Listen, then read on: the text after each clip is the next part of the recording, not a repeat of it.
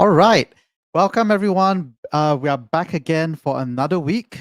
This time, we are kicking off with Southeast Asia DeFi Week, day number 1. What is Southeast Asia DeFi Week? Is brought to you by Access Blockchain Association of Malaysia, along with its many media partners, including Bitcoin Malaysia, Blocklime, TalkChain, ETH Grenade, another Taiwanese media, Media, DeFi Singapore, Imperium Universe, and also the blockchain village of Medini down in Iskandar Johor. What is this series of events? Okay, it's all part of Malaysia Blockchain Month. How we're doing this, every single day during the weekday from same time, 5 p.m. to 6 p.m., we're bringing you education content. And every single week is a different theme. Last week, we focused on what's happening in Malaysia. This week is all about DeFi. I'm really excited, okay, for the content that we are bringing to you. Week number 3, we're going to touch on NFTs. Week number 4, we're going to dive into enterprise blockchains. Week number 5, we're having an entire week of developer bootcamps to build up the talent in our country. And we're going to end Malaysia Blockchain Month with week number 6, a 2-day conference called Ignite.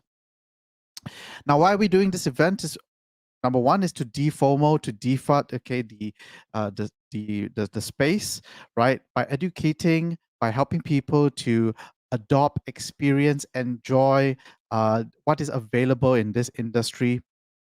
And what kind of industry are we talking about? We are talking about an industry where these digital assets, they all live on the internet, on a decentralized, distributed network called a blockchain. And if you add up all these digital assets, last year, they were worth $250 billion. That was last year in May. Fast forward this year, for the first time ever in January, this industry hit $1 trillion for the first time ever. It took 12 years to get to this point. And right now we are in August, the 30th of August, and it only took 8 months for us to hit. So this is a very fast growing industry. So the question to ask ourselves is, what can we do?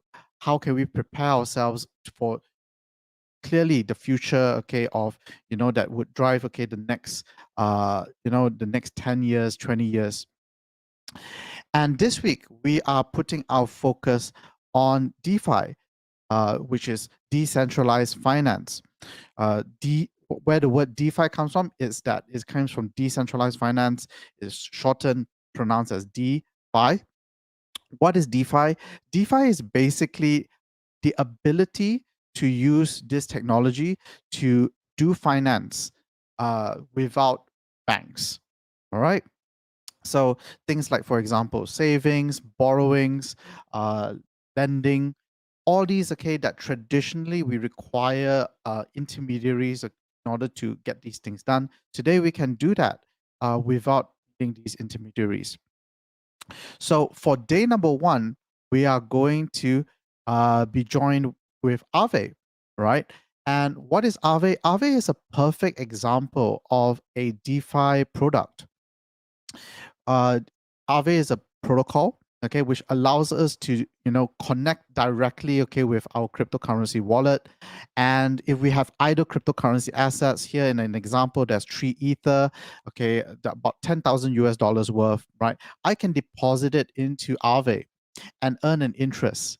So I don't need to go to a bank in order to do that. I can do that directly from the comfort, okay, of my wallet, which I control the keys and the security. And I can earn 0.18. And I can see on the left here in real time, okay, the interest that I accrue. Aave also allows us to borrow, okay, based on the amount of deposits that we have. Here, it allows us to borrow up to 79% of what we do. I'm just going to borrow maybe about 4,000 US dollars worth of assets, and instantly I can get that amount of financing. I can use it to fund my business. I can use it to fund my passion projects, or because this is DeFi, I can use it to immediately capture opportunities wherever that there are, okay, yield opportunities. I can choose to also deposit, okay, this back into Aave to earn interest on my Matic tokens. So this kind of like different things that you can do on Aave that really unlocks that ability, okay, that you could do so much, all right? And the documentations are very, very uh, they are very complete. They are available. They are open source, permissionless. Anyone, okay, can come and go and explore Aave, build products out of it, okay, leverage on it, use it more. And this is not the first time Aave has visited Southeast Asia. So Aave visited us twice. Okay, the very first time, okay, was last year back in June when we first did Southeast Asia DeFi Week. DeFi, last year was something still very much okay new. Everybody was asking what is DeFi. When we had Stani Kuleshov, total TVL in Aave, the total amount of uh, liquid assets that are locked in Aave was $833 million. And fast forward today, the total value locked in Aave is $23 billion. So two things, okay, to take away from this, okay, how much this has grown over the last 1 year. This is to give you an idea, especially those who are listening, those who are beginners to DeFi for the first time. This is how much, okay, progress DeFi has experienced over this very short time. And also the second takeaway is the confidence that is being built, okay, having so much assets, okay, being entrusted into a protocol, a DeFi protocol like Aave. So we have with us Aave in the room, okay, but before I introduce the speaker, I want you to let you know that at the end of this session, there's going to be a giveaway. All right. 3 lucky winners, okay, will win this bag, Aave bag, okay, and this Aave pair of socks, okay, that will be shipped directly, okay, to your address. So how do you win this?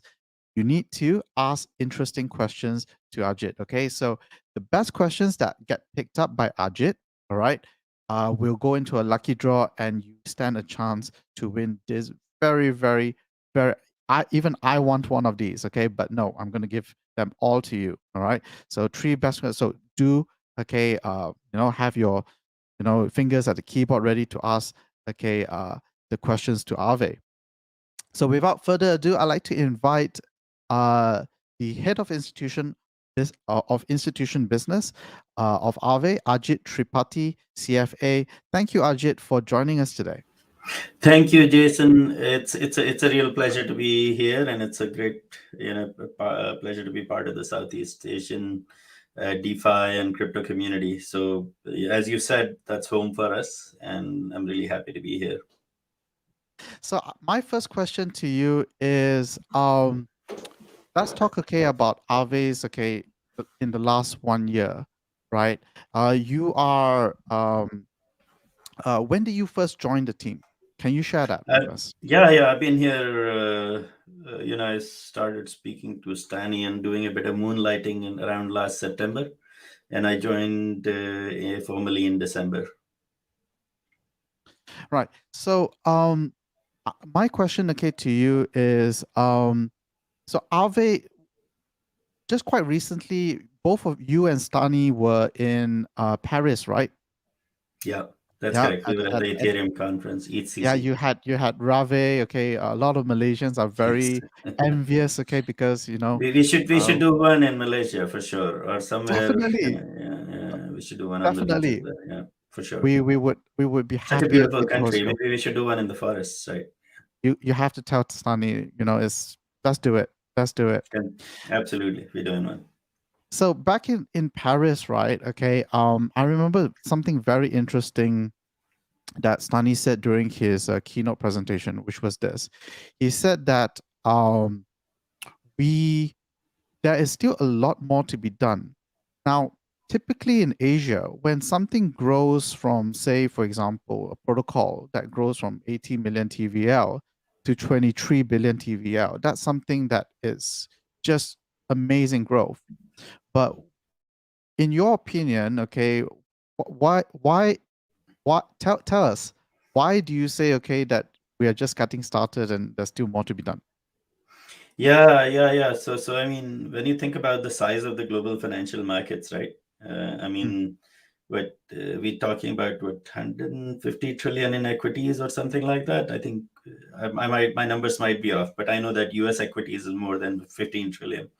So when you think about the overall size of the DeFi TVL, right, and sure, the growth has been phenomenal over the last year and a half, but we are compared to the size of the global financial system, DeFi at 110 billion is not that much, right? I think there are individuals in the world whose net worth is comparable. So I think that's one factor. The other is it's not just about the TVL. That's a metric we all talk a lot about. I think the question is how many people in the world have access to DeFi, right? So I know Right. Stanny since 2017, uh, and he's one of the earliest DeFi founders. But the mission has always been to bring to give access to everyone in the world to better financial infrastructure, better technology, a more decentralized way of interacting, and access to credit and all of those things. So when you think about the total number of DeFi users right now, according to a consensus report, it's around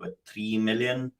So where is the population of the world at 8 billion and 7.6, 7.7 billion, and where is 3 million? So I mean, if there are many, that's the statistic that I think the most about, which is how many people actually have access to DeFi. And the reason I personally joined to work on the institutional side and really bridge the DeFi to institutions is because I think it was pretty clear that we're going to enable access to DeFi to everyone.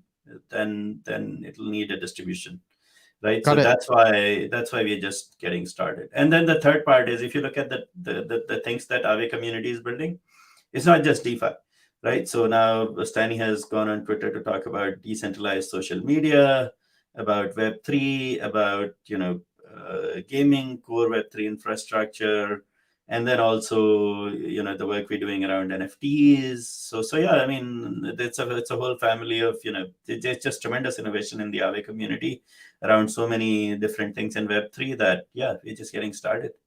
Okay. So that's a lot, okay, we can cover. I think the first one that I'd like to ask you is something that you are working on directly. You are the head of institution business for Aave. Now, isn't the point of DeFi is to disrupt intermediaries? So what is your role actually at Aave? Yeah. So look, this there are a lot of narratives in crypto which are not necessarily so positive narratives, as in so we build to serve, right? We build to create things for people that are better than what was there before. Now we don't exist to like hard banks, kill banks, replace banks. That's not our language. In the Aave community, we work to improve things. So if and let's think about disintermediation for a second, right? So if intermediaries have a role in society, and if intermediaries add more value than they take, then that's a good thing, right? If intermediaries stop adding value, like banks did in 2010, 2011, and they start charging a lot more, and they start locking people out of access to credit and locking people out of access to financial system, and they only start to serve the rich people, then then they're not adding value, they're destroying value, right? So intermediaries have a role, and intermediaries have always had a role, right? For scaling, for distribution. So like Amazon is an intermediary, but Amazon allows so many people to sell their goods and services. I mean, all of our retail stores are intermediaries, media houses are intermediaries. So intermediation is problematic when it becomes rent seeking, right? When you start charging more than you're adding, and you use your licenses, your regulatory permissions to sort of stop other people from doing business, right? When you start killing innovation, that's when that's when you need to go. So we are absolutely, I think DeFi is going to disintermediate rent-seeking intermediaries, no doubt. But then the question is, how will this infrastructure be delivered to grandma, someone who is not necessarily entirely comfortable with MetaMask, That's with right. the whole crypto experience of not your keys, not your money. You lost your keys, so now you cannot get your money back. I think there are lots of reasons why custodians, wallets, exchanges, crypto exchanges are intermediaries, crypto custodians are intermediaries. To some extent, wallets like MetaMask charges 0.5% for trades on DEX aggregators. That's an intermediary, but it adds a lot of value. So I think we need better intermediaries. And with this type of automated, transparent infrastructure, where you at any point you know what's going on, where you don't have Stanny, myself, four of us sort of making any decisions that are not in public, that are not open, that are not visible to everyone, and that don't have an integrity. So we want to remove that system. We want to create an open, transparent market infrastructure that is then delivered by intermediaries, so that intermediaries cannot have a moat. Intermediaries should not be able to build a moat, and they should not be able to say, oh, we're gonna if you want access to this infrastructure, you go through me. So people will compete for Ah, access. People will compete for access to DeFi. Institutions will compete for access to Aave, and that's what we're trying to create. I see. Okay, so I got a few takeaways from that. Number one, it's the mindset. Okay, so you are telling us that the mindset, okay, that intermediaries are completely bad. Okay, that's not the right kind of an alternative mindset is that intermediaries become a problem only when there's rent-seeking behavior, when they are no longer adding value. Instead, they are taking more value than what they're actually giving. They're Absolutely. creating barriers. Okay, so and the second thing that I also got is that it's part and parcel of the adoption process, because that when you actually work with institutions, okay, and they participate in, they provide liquidity and etc., that actually increases adoption. And Absolutely. you're also catering, okay, for a group of people who are not like what you said, Crypto okay, native, yeah. crypto native, okay, in order to onboard. So you're catering for that segment. So my next question for you is, how's that going right now? What is the mindset when it comes towards institutional adoption? Are you actively going out, okay, to convince institutions, or what's going on right now?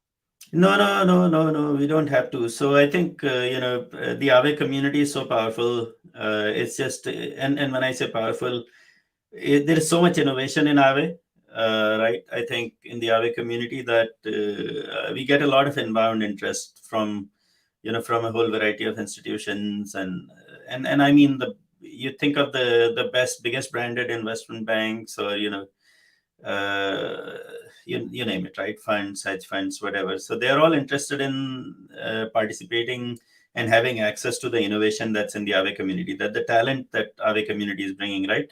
So let me just give you an example. So, in 2010, I used to work for Goldman Sachs, and I used to do derivatives pricing and risk calculations. And if I wanted to be at the cutting edge of financial engineering at the time, then I had to get a job and I had to go to a top school. I had to get a job at Goldman. Now, and that was great, right? But now you don't have to. Now you could be in Malaysia, you could be in India, and you could be part of Aave community and contribute to Aave and actually earn a living and make a name for yourself without actually getting a job at Aave, right? In fact, Aave is a very small team. Most of the people who contribute to Aave don't and actually earn don't actually work for Aave. In fact, sometimes the biggest contributions come from our community, and this is not something banks can compete with. This is not something hedge funds can compete with. This type of permissionless innovation, and all of them want access to this type of ecosystem. All of them want to participate. They want to really benefit, and they want to know. They want to make sure that strategically they don't get disrupted by the type of innovation that's happening in DeFi. So we get a lot of inbound interest. There is also 24 billion, 23, 24 billion worth of liquidity. The yields are always exciting for Wall Street, but it's not just the money, right? It's also the innovation and the talent that's coming into DeFi that they want to have access to. So we've had a lot of inbound. It takes some time to build something like this because you have to work with legal, you have to work with compliance, you have to work with many control risk, you have to work with so many control functions. It's not just a matter of you deploy code in production, somebody connects MetaMask and they can deposit ETH. No, that's not how it works on the institutional side. It's a really slow process, so it's taking some time, but the amount of interest we have from the biggest names in the business is just extraordinary, and it's going, so in that sense it's going really well, but it's a bit slower than anything we are used to in DeFi, because you go through all of the compliance, risk, legal, all of those functions to really make something like this happen. Hmm. So, my next question for you is like, say for example, Malaysia, right? Okay, usually how so usually what happens, okay, is that I would imagine that if a large institution which basically manages a lot of money of other people's money comes to you and says that, okay, can you teach me? Can you help me, right? Okay, understand this, okay, and etc. Once the education bit is done, then um and they are interested, right? Okay, then usually the regulation needs to be in place, is that right, in order for them to No, no, no, no. So the regulation is already in place, right? I think there is a lot of regulation that already applies. So, look, one of the things that financial institutions are really good at, right? I mean, their core strength is regulation and compliance. Hmm. So because they need to get licenses, they need to engage with regulators on an ongoing basis. We are a software company, right? So Aave is a software company. Aave community is about innovating on technology. So that's not our strength. Our strength is to build really great tech and good user experiences and design and things like that. The strength of financial institutions is regulation, compliance, licensing, all of that stuff, right? So I think this is kind of the best of both worlds, where institutions come in and they bring all of their regulatory and legal and so on expertise. If you look at it, there is a centrifuge proposal on Aave right now, Mm-hmm. and centrifuge, and there is another team that they work with. They've done a huge amount of work around securities law compliance. They've done a huge amount of work around AML compliance. They've done a lot of work around a variety of regulations. So now they're in a great position to create a market for off-chain assets, right? Like an Aave liquidity market for off-chain assets. So they bring their expertise, we bring our great tech, and community, and it's a match made in heaven to create like a really active and really grow the community and the market. So I think that's what's going on with Aave Arc, right? Where institutions are coming in, bringing their quant expertise, their financial engineering expertise, their regulatory expertise, and they are essentially combining that with our expertise in Web3 technology and community building and so on. And we are starting to see some very, very interesting ideas come through by institutions starting to participate in governance, institutions starting to show up on our Telegram channels, and really bringing some really cool ideas to the Aave protocol and so on. So yeah, so that's kind of it's just more innovation, right? Just Got it.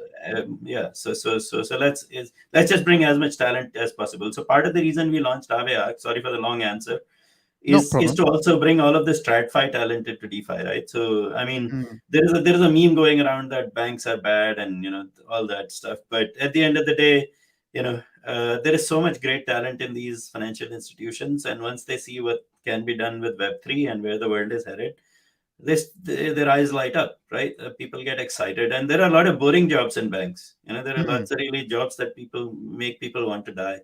But and I used to have one of those.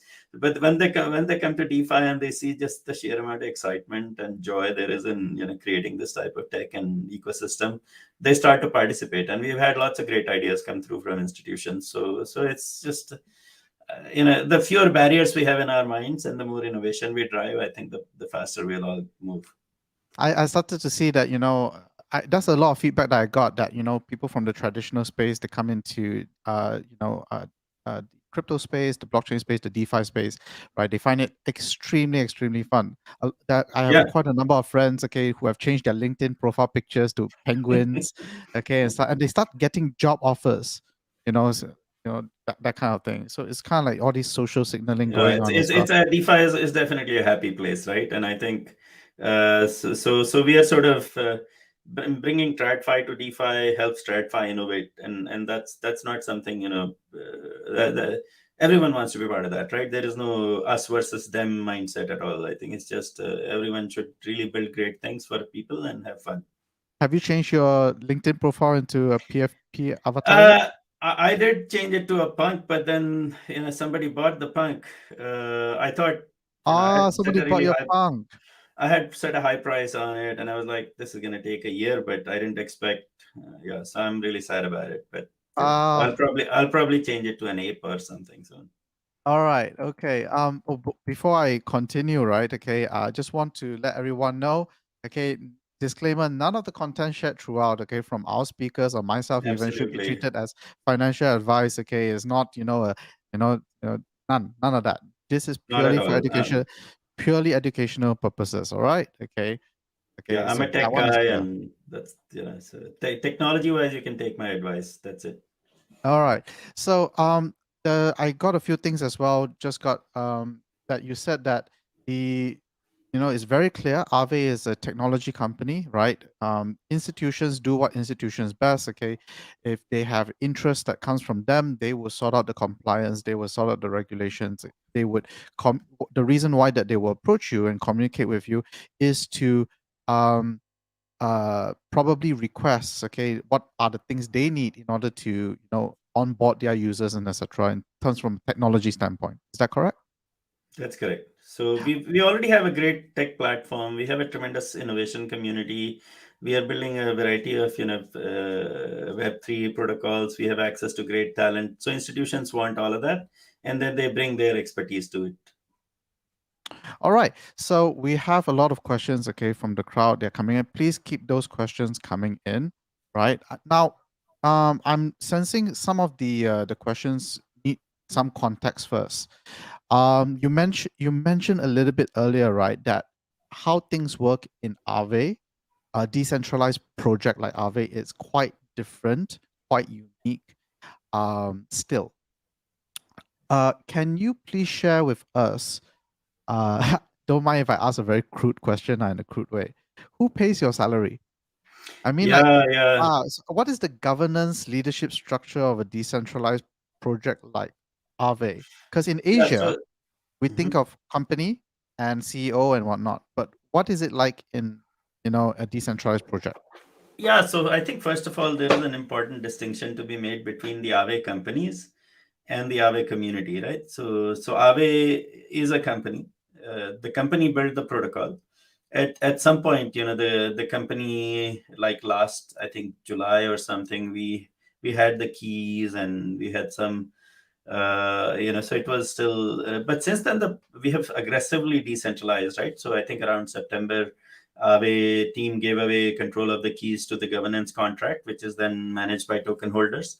Now we don't actually have any of the, so in the ARC market, for example, the institutional market, we're not making any decisions about, whitelisters or this or that. So whoever wants to be a whitelister, like Fireblocks are going to be the likely to be the first whitelister. So they're going to submit a governance proposal, and they will ask the community to be added as a whitelister. Then other people will come in and they will add, do the same thing. So all the decisions in Aave now are being made by governance, and for example, so Polygon market is now decentralized. It's then there are other deployments coming on other chains that will be fully decentralized. We get now the front end, the website which we operate, is open sourced. Even that will be decentralized and deployed on a decentralized infrastructure very, very soon. So that's the first part. We started as a company, and the company built the software. Now that software is deployed as, the Aave protocol, which is, completely decentralized. So, and increasingly more and more decentralized, right? So we are very aggressive on the decentralization front, because that's our reason to exist. Now there are other things that the company does. So for example, we are working on decentralized social media. We are working on a few other things that are, being built, initially are being prototyped and built by the company. So there is all, like there, it's like the labs type of environment now. But then on top of the protocol, we have, lots of different protocols that are building really interesting things like interest rate swaps, fixed rate loans, uncollateralized lending, lots and lots of cool things, right? Future yield trading like APWine and so on. So there are lots of cool protocols that are being built on top of Aave's liquidity and software. They're all on our Telegram channels. They're all on our Discord. They're on, they're looking at our GitHub day in, day out. So they are as much part of the community as we are. Now we also have an Aave grants program, right? So let's say any developer wants to work on the Aave protocol, you can just apply for a grant. So you join the Aave grants DAO, and join means you just click on a link. You're on the Telegram channel. You have a good idea. You make a proposal through the grants process, and if the community likes it, then you can get a grant and go ahead and build, right? So more and more Aave development now, we have got to a point where we are big enough and mature enough to decentralize pretty much everything. So that's what's going on with Aave. Now, so I work for the company. There is like 50 odd people that work for Aave companies, and their salary is paid by the company. Uh, and But the community is paid for, so if a developer wants to contribute to Aave and they apply for a grant, then they can get paid by the grant staff. So there are Ah, many other okay. mechanisms where you don't need to work for the company anymore. And I mean, there are also some of our employees that have left the company to become part of the community, because they can sometimes do more that way, right? So they have a completely different idea that's use relevant to Aave, but is orthogonal to the protocol.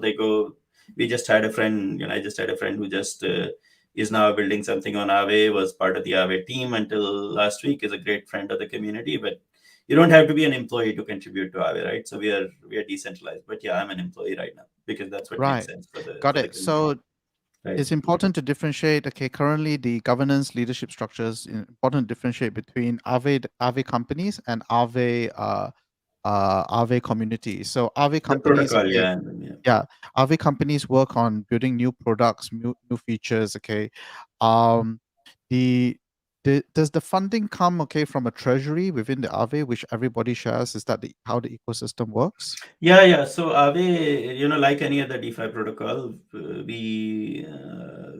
Aave is very well capitalized, and Aave token has done extraordinarily well because our community and our protocol technology has done very well. So just like any other DeFi protocol, Aave is extremely well funded thanks to the growth. Now, there is also a difference between the protocol revenue, right? So Mm, when people borrow and supply liquidity or borrow liquidity on Aave, then the protocol earns a fee, which is called yeah. so liquidity reserves. So that protocol fee is owned by the token holders. It does not go into the company. The company doesn't generate any revenue from the protocol, and so that's kind of the so protocol revenue. So it's very important to draw the distinction between the protocol and the company. Okay. Now, before I go into the public questions, which there are a lot of them. Okay, you can actually see the public comments The coming in as system well. is there. But before I go into this, I do want to touch on a few things before we forget and we miss this opportunity. So there's something very interesting that Stani brought up, in Paris as well, which I found very interesting, and I was wondering whether you can shed light on it, which is that on credit delegation and Stani said, that he says that the future of DeFi is on under collateralized loans, and he hopes that people will would start to move away from the thinking that you always need collateral, if not the thing would fail. Do you know why he said that? Can you repeat that question?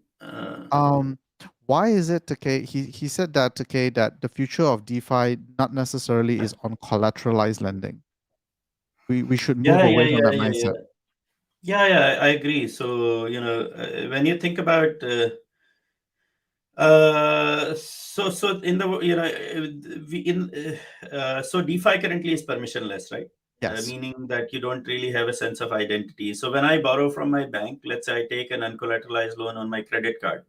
The most Yes. common form of uncollateralized lending in the world is credit cards, right? So when I take a loan on my credit card, or when I pay for something on a credit card, then the bank knows where to find me, right? So the credit card company will send a notice. They have my credit rating. Before they give me a loan, they know who I am. They know what my credit rating is.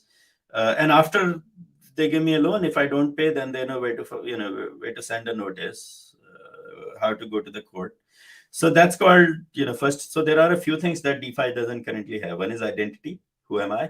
Reputation. Have I do I have a habit of paying the loan back or not? Or do I have the money to pay the loan back or not? Or can I actually make the money to pay the loan back or not? And then there is identity, reputation, and then the third thing is recourse. If I misbehave, if I do don't pay my loan back, then what can you do? So can you actually go to court and so on? And none of that really exists in DeFi right now, so which is also one reason why we are getting started, right? But now in a permissioned environment, for example, or with protocols that are building on-chain reputation systems, right, and sort of legal protocols like open law and other and innovators who are sort of creating on-chain legal contracts and things like that. So I think it's possible to start building some of these things.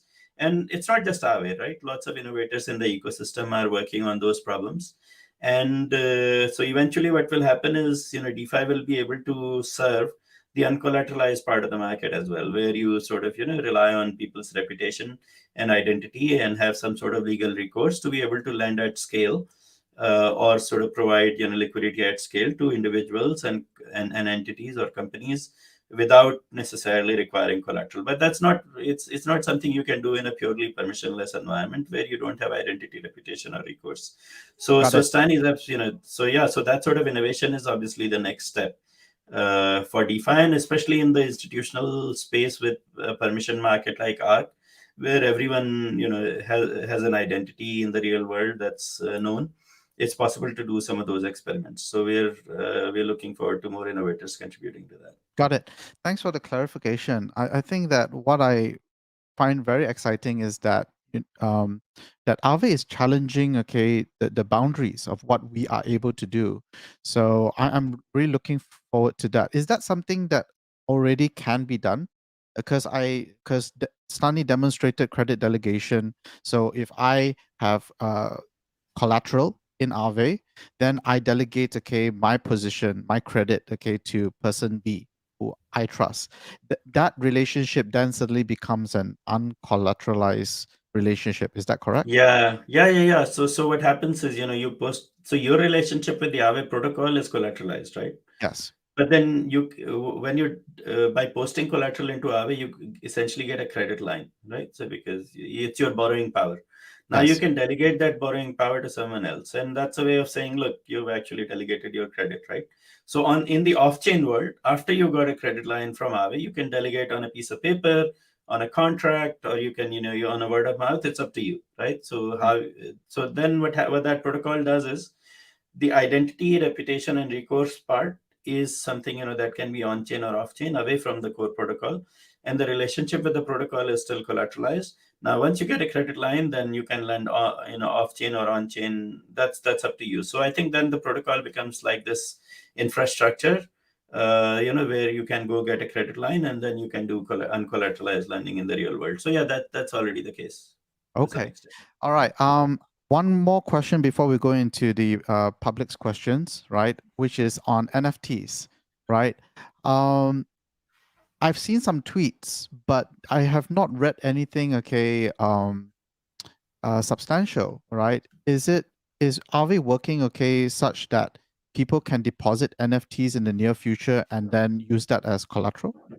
Yeah, we are. Stani has tweeted about it, and we totally are working on that. So one of the things we have delivered is the ITO protocol. It's the early deployment of the ITO protocol. If you go to this is ITO, you can see some of the work we're doing with social and Aave protocol will accept NFTs. I think it's a question of which NFTs and so on. So for example, for a protocol like Aave to work, you need reliable price oracles. You need to have some data and statistics for setting the right over collateralization ratios and things, loan to value ratios and things like that.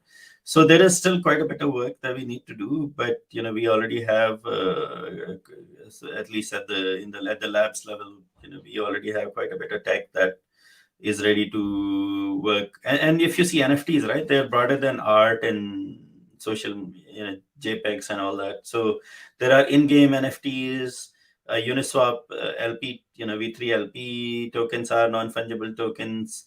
Ethereum 2 staking nodes are non-fungible tokens. So non-fungible tokens are way bigger, way bigger than anything we have seen in the fungible token space, right? So yes, the short answer is yes.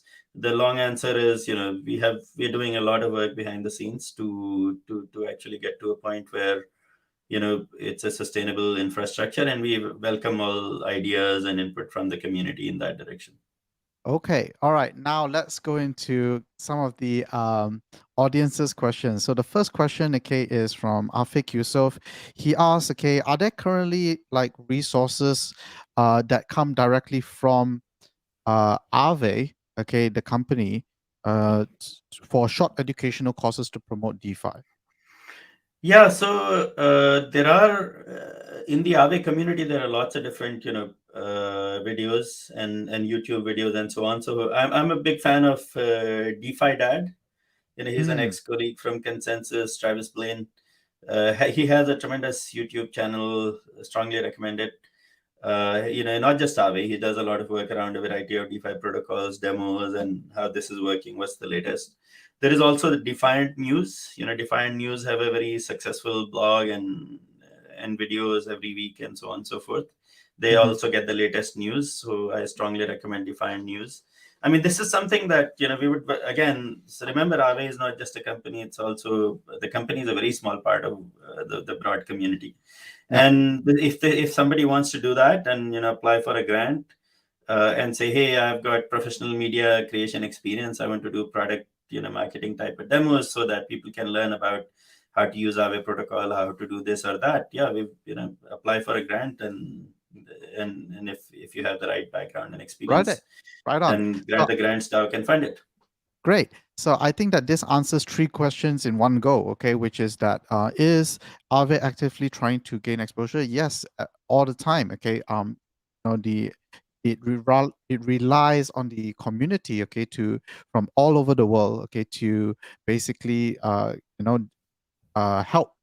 out, okay, the protocol to gain awareness and education. So if you are that person, okay, who has skills, you can go to the apply for an Aave grant and says that I would like to do this, okay, and uh, yeah, seek some funding, okay, for your to reward your time and effort. So one question is from Augustine Tan.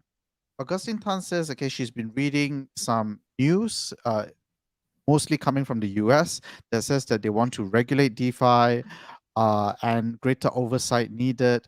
Uh, is this going to pose a challenge, okay, for Aave adoption?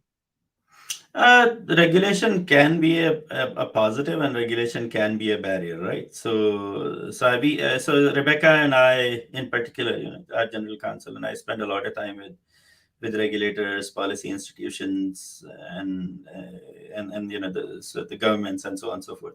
So if regulation is done incorrectly, right? So there are regulators who say, oh, everything should work as it has always worked, right? Mm, So who don't recognize the level of innovation and opportunity, and just want to impose or say, oh, everything needs to be a bank and everything needs to go through a bank. If you're not a bank, you can, you know how it is, right? So mm, that sort of regulation, there are regulators who think like that and have said those types of things, and there are regulators who like Brian Brooks, like ex-regulators like Brian Brooks, Hester Pierce, and so on, who have actually taken a very favorable view of the innovation and the potential of this technology and what all the Web3 infrastructure that's being built in DeFi. So depending on who you talk to, you get both types of answers, right? Now, I think regulation can also be a positive in the sense that Hester Pierce said something about DNOs, right? DeFi in name only, where people use the word DeFi to really take advantage of people, or sort of get away from their compliance obligations or other obligations and so on and so forth. So we don't want Dino, or Dino. We like DeFi name only. We want actual DeFi, right? Putting a DeFi label mm, against your name is not good enough. So regulation is helping get rid of Dino, and regulation is also pushing a lot of DeFi protocols and community to decentralize very, very aggressively, right? So in that sense, it can be a positive. Now, in the sense that regulators understand that there is a huge potential. This technology brings a lot of potential to their economies, and is going to be a tremendous employment generator, and open access to credit to people. Even in the US, right? Lots of people don't have access to banking. So in the United States and the UK, there are lots of people. These are developed countries. People are locked out of the banking system. So a lot of people in policy and regulation realize that DeFi can really open up, a whole new economy or rather the potential of their economy. So we get a lot of favorable answers and discussions with those people, those types of policymakers and regulators. So yes, if regulation is, if the regulatory approach is that, oh, things should always work the way they have always worked, then it's going to cause problems, not just for DeFi, but for the economies, right?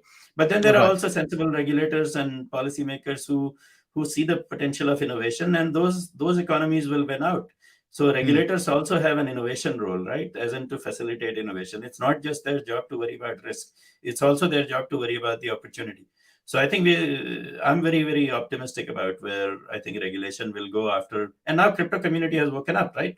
So now you see when the infrastructure bill came out, there was a huge amount of work that the crypto community did through DeFi Education Fund that Rebecca is on the board of. Hmm. Our general counsel is on the board of, and we are, so now we are seeing a lot of action from the crypto community to educate and inform. And so far, as crypto, we haven't really engaged with regulators properly. So we have always, all the Bitcoiners from the old world used to say, oh, get rid of banks. Why do we need regulation? Now Mm. the approach is different. Now we are educating. Now we are informing. Now we are proactively engaging. So regulation, I think we can move things in the right direction. Great. Now there's a very long question from CY. Okay, I'm just going to shorten it and uh, maybe also read in between the lines what he's trying to get at. So there's a very common question that people have is that when regulations are going to require, okay, protocols to basically implement KYC things onto the protocol, is that what's going to happen? Okay, that I is don't going to think require. so. Mm. I don't think so. I think, look, DeFi protocols are software. Software is not regulated. Software is speech under US laws, and so on. So I think what's going to happen is, DeFi will create this infrastructure like, Ethereum or Bitcoin, or, all of the layer ones don't have KYC, right? So all of these decentralized protocols shouldn't have KYC. Mm. Simply should not have KYC because, that simply locks out its technology, right? And its Mm. software. And if you put KYC on it and you say, oh, to access Windows or to access Amazon, you need KYC. If I have to buy or sell goods on Amazon, I need to that doesn't make any sense, right? Mm. So I think DeFi protocols are just the same as other types of technology. You don't need KYC to log on to the internet, right? So I Mhm. think so if you're building the internet, then there's no point in putting KYC on the internet. It actually doesn't help anybody. But Right. then this infrastructure will be delivered to people by intermediaries, like in the case of Aave, for example. Mm. Lots of funds, hedge funds, asset managers, they will all connect with Aave and then give access to DeFi yields to a lot of retail and institutional customers, so their customers. So in Got that it. sense, they will do the KYC, and it's and then you plug into the internet. I mean, you don't KYC for the internet. Got it. So for what that means, okay, in terms of institutional adoption, is that for those people who want, okay, who have been approaching you, okay, and they wanted to deliver, okay, to integrate, okay, with Aave, they would do the KYC, and then what Aave does is just facilitate the process. How do we make it easier so that We these have software institutions for infrastructure. That's exactly right. So they can software. use this infrastructure as much as anyone else. Right. Okay. So this is an interesting question. So Aave companies exist. So one Usaiva asks, okay, is there any plans that Aave might be listed on a Nasdaq or a stock market like Coinbase? Like what Aave is Coinbase did? already listed on Coinbase. Aave token is already Oh, listed on oh, Coinbase, she and said that the yeah. company listed on would is there a chance that Aave or any plans that Aave might, list on Nasdaq like what Coinbase did? I Traditional mean, stock.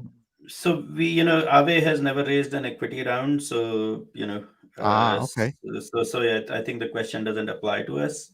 Ah, okay. I mean, the future is the future. I try not to Okay. predict the future too much. Okay, next Yeah, question. that's Right. right. So the next question, okay, is on. I'm just going to verbalize it. Okay, I can't find it because there are so many questions coming in. The next question is on Aave is right now on is built on Ethereum, and now it is on Polygon, and it also recently announced, okay, that it's going to launch on Avalanche. Uh, how does the Aave protocol decide what chains to choose? Because a question here is, will Aave ever launch on, say, Binance Smart Chain?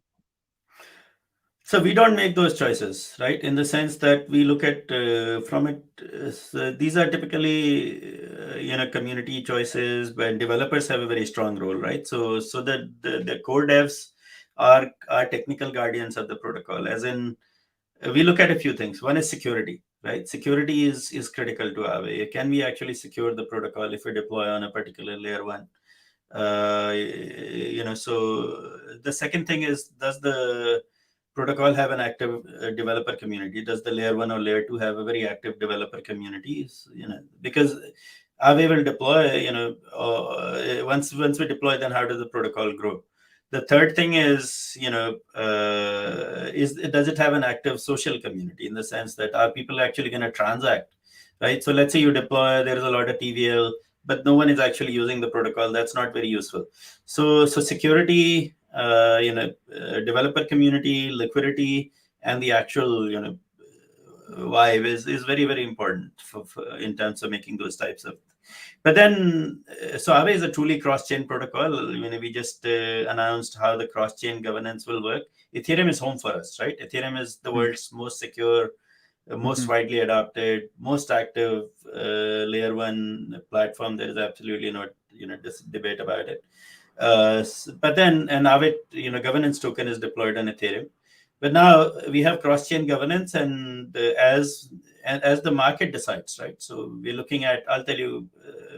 So Stani has spoken about it. We are looking at Arbitrum on layer two after Mm-hmm. Avalanche.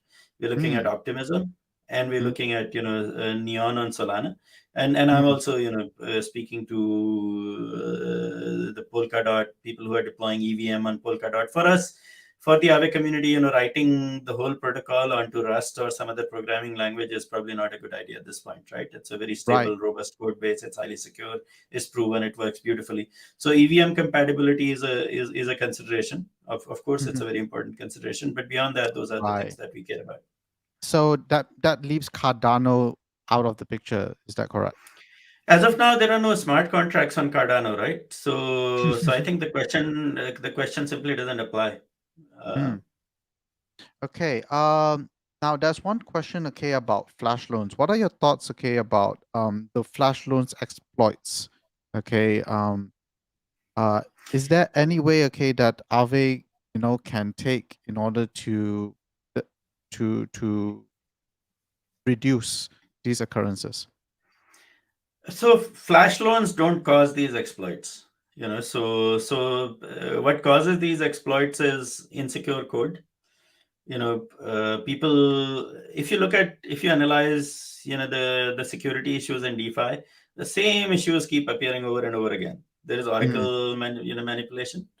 There is like repeat bugs. People should read their own code. People copy and paste their code from somewhere else, and then they make changes without knowing what they're doing. They're in a lot of developers came to crypto in bull market, and they want to sort of copy and paste the code from here or there, and something goes wrong in that type of culture.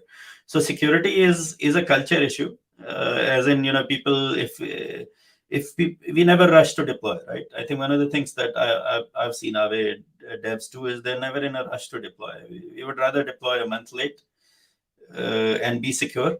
We mm, would rather get one everything we can do to secure the protocol, we do, right? So I think that sort of culture and is very important. Quality engineering talent is very important, and learning from the previous exploits, right? Look at Sushi. So Samson found a bug in Sushi, and he was very kind enough to let them know. They fixed it, and they were very open about it. So I think it's a culture thing. So we all need to learn from And some protocols keep getting exploited over and over again. So it's not because of flash loans, right? Flash loans are a feature. Flash loans are not the issue. The issue is really the quality of code and the culture in some of the dev teams. Hey, so I do not know which question to choose. Can you read some of the questions? Do you see any question that you Yeah, yeah, find yeah. interesting? Um, Yeah, I see. Where will Aave be in the next 2 years? I think we'll be in a yeah. great place. So, our community is growing. We're getting a lot of innovation. This is the best time to be in Web3. I think we're going to be bigger, better, and more fun. Hmm. And 5 to 10 years, yeah. So Stani has tweeted about this again, that we are obviously becoming a broader Web3 protocol community, right? So we're looking at decentralized social media. So Aave protocol is going to become a primitive and lots of different Web3 protocols around NFTs, around social, around gaming. So the core Aave decentralized protocol will become a component of many other protocols, right? So I think that's where Aave is headed.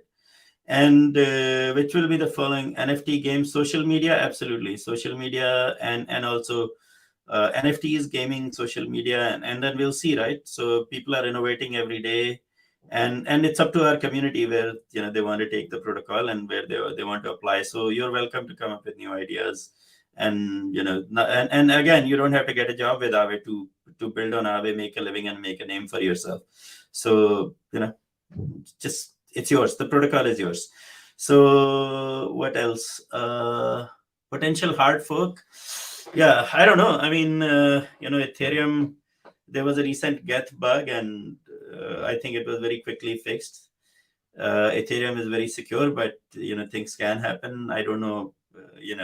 I hope Ethereum doesn't have another one of those, but I think when we get there, I'm sure hopefully we won't have another scenario like that. Okay. Can you share some developments on our staking? I think that's already on our website. That's pretty much it. Hmm. Yes. Thank you very much. Okay, Ajit. I think you've covered all the questions, okay, for today. I would like to just thank, okay, you again, okay, on behalf of everyone for being with us and being part of Southeast Asia DeFi Week. We hope, okay, to hear more news. I think the biggest takeaway that we got is that there's so much development, okay. A lot of the questions that the public asks also is like, basically what would happen in the future? What would happen in the future? And the answer is, in my opinion, okay, sustainability comes from when you don't rest on your laurels. Okay, that if Absolutely. if I hear that Aave, okay, is kind of like just sitting and say that, okay, this is the latest product and that's it. Okay, we're not going to innovate anymore. Then I would then start to scratch my head and I would probably look at other things. But for now, things are looking really, really great. And thank you so much. Yeah, there is no chance of that, because we are a fun community, and we like to have a lot of fun while we do our work very seriously. So, and if the only way we have fun is by innovating, so there is no chance of us not innovating. Please talk to Stani, okay? All right. That, just Thank seed you the so idea, much. okay? Come to Malaysia, right? Okay. We have a lot, okay, of good, great food, all right? Great venues, okay? Too. We can do a rave Oh, I'm here, a fan. right? Yeah, Yeah. absolutely. So, Great food too. So for sure. so we hope to see you here, okay? The next time, okay, you're in Southeast Asia DeFi Week. Thank you very much, Ajit. As soon as we can. Thank you so much. Cheers. Bye. So that ends day number 1, okay, with Aave for Southeast Asia DeFi Week. We have a special NFT, a new one, okay, for all of you to claim right now. In order to do that, please join the Imperium Universe Discord. Okay, get the secret code from the POAP bot. Okay, input your Ethereum address and click claim, and the POP is yours. Also, okay, tickets are still ongoing. Okay, grab your early bird tickets for free right now by scanning the QR code for the 2-day conference on week number 6 of Malaysian Blockchain Week.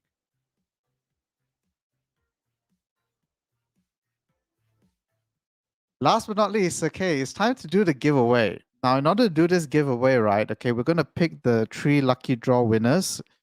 The way how we're going to do this, this one's kind of fun, right? So I'm going to share my screen. this window. Right.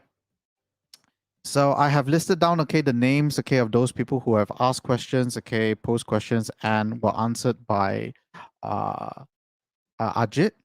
And what I'm going to do right now is I'm going to pick 3 names. We're going to spin the wheel. Okay, ready? I'm going to spin the wheel right now. Okay, ready, go.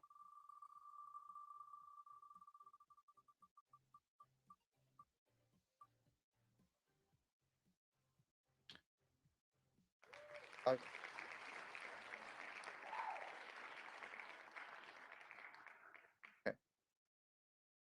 Don't worry.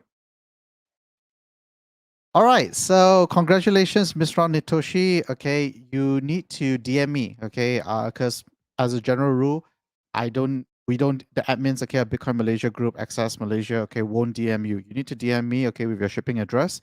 So, okay, we can arrange the prizes to be shipped to you. Okay, right. So, we are going to spin it again, right? Raise Mishra. Here he got his prize. Spin again.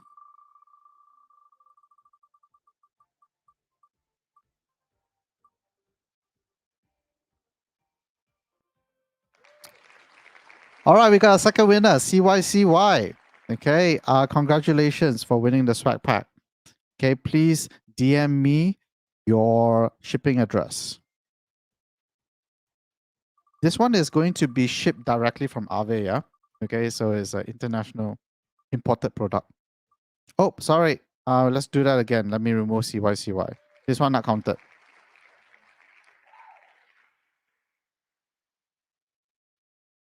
Do you feel lucky today? Oh, okay. Jason Kwong just pipped it. Congratulations, Jason Kwong. Okay, you are the 3rd winner. Okay, so with that,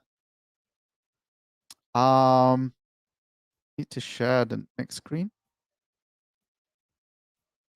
Okay, congratulations to all the winners, okay, of the Aave swag pack. Please DM me, okay, with your shipping address. Okay, no later than Friday. Okay, if I don't hear from you Friday, I'm going to disqualify, okay, and award it to another winner. So that concludes day number 1. Please come back for day number 2. Very important notice that tomorrow our guest is tuning in directly from the US. So it's a different time zone. Hence, they have requested, okay, that we do it, okay, at a later time, okay, to accommodate them. So tomorrow's session will not be at 5 p.m. It will be at 9 p.m. in the evening. Okay, so be back tomorrow at 9 p.m. Okay, to tune in, where we have with us Chi Dao. Chi Dao, what is Chi Dao? Find out tomorrow. Okay, bye for now.